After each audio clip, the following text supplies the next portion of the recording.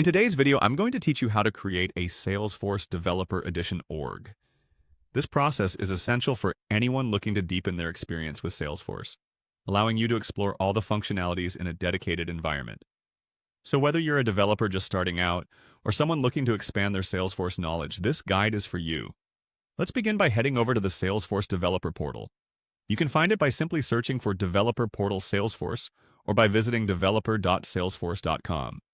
This is your one-stop hub for everything related to Salesforce development, giving you access to resources, community support, and, importantly, the ability to create a Developer Edition account. Once you're on the Developer Portal, look for the option that says Get a Developer Edition.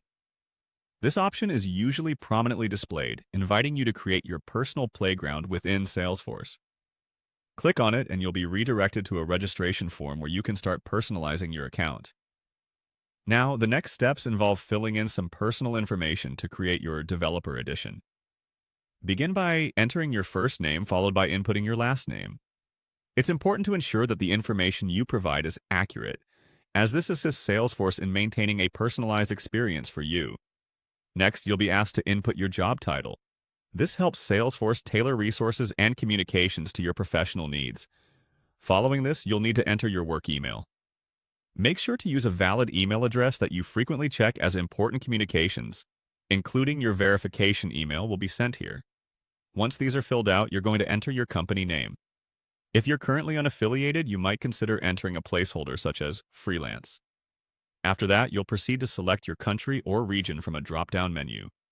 This step is crucial as it can affect the localization based on your region. Now, before you proceed, you'll need to agree to Salesforce's main services agreement. This agreement contains the terms and conditions governing your use of the Developer Edition org.